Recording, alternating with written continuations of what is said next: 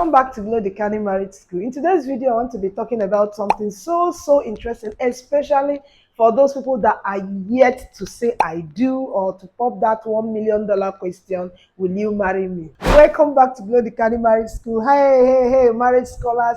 Today I have a very good news for you, and that news is if you're single right now, you are very lucky. Yeah, I know it may sound somehow, but I have so many reasons to tell you that if you're a single person now listening to me, if you're a single man, if you're a single woman right now, you are very lucky because you still have this ample opportunity to find the right partner for you. I know a lot of people will always want to say, yes, let us get married and experience what you're experiencing and stuff like that. Yeah, it's good to get married. Like, I am a strong advocate of marriage, okay? I support marriage. I want marriages to work. But what I will want everyone to think about is to select the right partner. Like, think how you're going to select the right partner to make this marriage, your own marriage, to do what? To work and be blissful. You don't need to compare to another person's own. You don't want to have another person's marriage. You need your own to do what? Work for you. That's what you should be thinking about. In today's video, I want to be talking about those things you should be looking out for in a partner. Like, if you want to have this blissful marriage, if you want to enjoy your marriage, those things you should be looking out for a partner now before you say, let me get married to him or her. That's why if you check the thumbnail, you will see, don't get married yet until you find these qualities I'm going to mention in this video. So sit tight, let's talk about them, all right? The first quality I want to be talking about, yes, others will come, but the first important one I want to talk about when it comes to choosing a life partner, I'm not talking about relationship here, is emotional intelligence. What is emotional intelligence all about? I know you must have heard it before, but let me tell you something. Emotional intelligence is when you are able, like you are capable of managing your own emotion and then managing other people's emotion. Like, it has to start from you. You have to know how to manage your own emotion. When you are happy, when you are sad, when you are angry, you can recognize that this thing is like, this is my emotion right now. I am angry, and how do I manage it so that it doesn't affect the people around me? How do I manage it so that it doesn't affect my decisions? This is emotional intelligence. When you are able to manage your own emotion and can accept and manage other people's emotion, you are emotionally intelligent. So if you're looking for a life partner, why I'm using this word life partner is because you're going to live more years with this person who you call your husband or your wife. So if you're looking for such a person, please think about this. The second quality that is so important when it comes to marriage is someone who is genuinely kind. When I use the word genuine, I mean it's not forced. Like, the kindness is not forced, and the kindness is not reserved to you alone. The kindness is not reserved to the immediate family, because you know that one is compelling. When we talk about somebody who is genuinely kind, we mean someone who is kind to the people around him, whether blood related or not. So imagine you living together with someone who is genuinely kind for 30 years.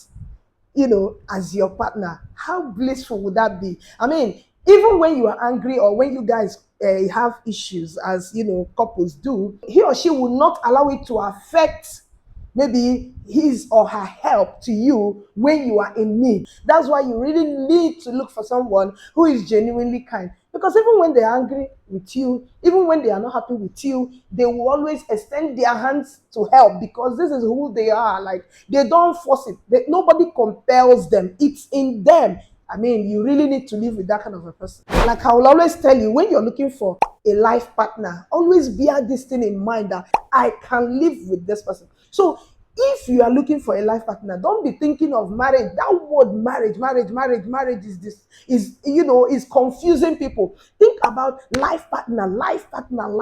So that next quality you don't want to compromise is respect. When I'm talking about respect, I'm not just talking about those occasional show of respect. Maybe after so much argument, your partner now accepts to respect your view or your opinion. No. I'm talking about that unwavering one.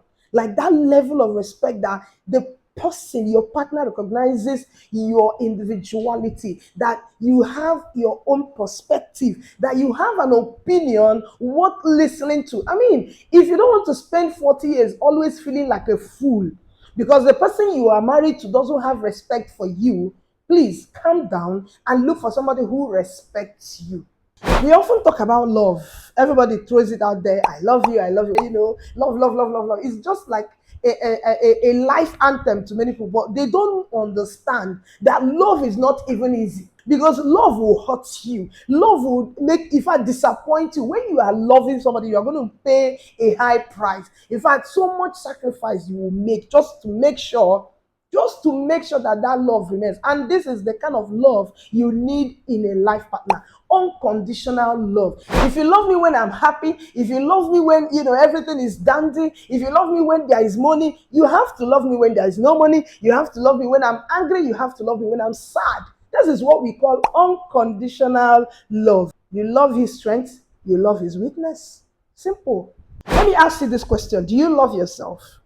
Do you need validation? Do you need somebody to tell you that you are good, or that you are awesome, or I don't know, like you want somebody to sing your praise, or do you want somebody to assure you that you are somebody meaningful or somebody worth loving?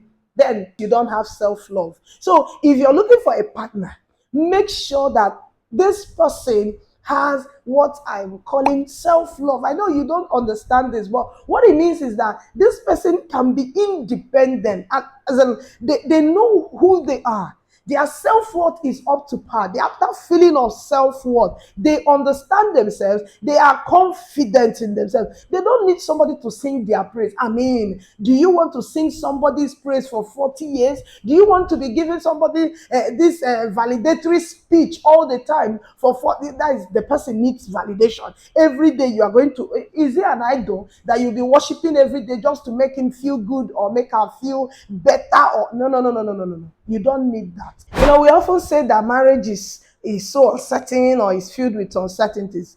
But life in general is filled with what? Uncertainty. Marriage is a part of life. Like, if you're married, you're also living a life. You're also living your life. And there are so many things that will come up. Some will do what? Come down. Like, ups and downs. Issues will arise. Good times will come. Then expect the bad times.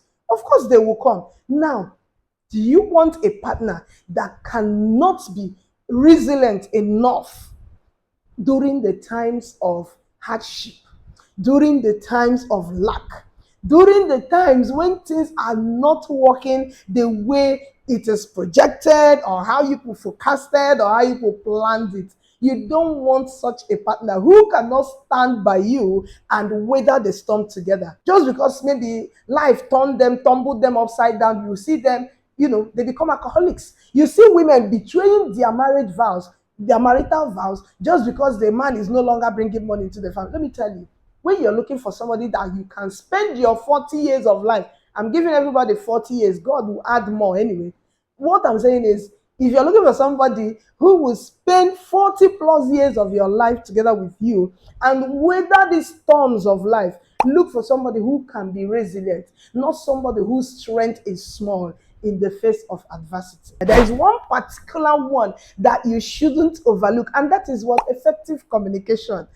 When we talk about communication in marriage, we are talking about a situation whereby the partners can share their own opinion. They can tell you what you did that is wrong, or they can tell you, okay, this one is right, or this one, I don't want this one. Like, they are able to do what? Air their own grievances. If maybe the decision your partner is taking is not like sitting right with you, or you really need some areas of clarifications, say it out. Don't carry it in your mind and be causing problem in the marriage. Anything you see, anything you feel like, talk about it. Ask questions. Nobody's going to beat you. If you want your marriage to work, it starts from that point where you're going to choose the partner you will live with for the rest of your life. Remember, I'm always saying this thing. You may live the larger part or the longer part of your life with this human being you call your husband or your wife. So from this beginning, if you are not married now, you still have the chance to do what? To choose right. So when you are thinking about marriage, think about these qualities I've mentioned. Even though in some cases you may not find all these things in one person, at least make sure you have gotten like 90% of these things I've mentioned in this video, and I'll be seeing you in the next one. Remember, if you've not subscribed to this channel, do so. And if you've not started sharing these videos, please share these videos. All right, we just want to save a life. We just want to make our marriages work and to help the unmarried to do what? To choose right.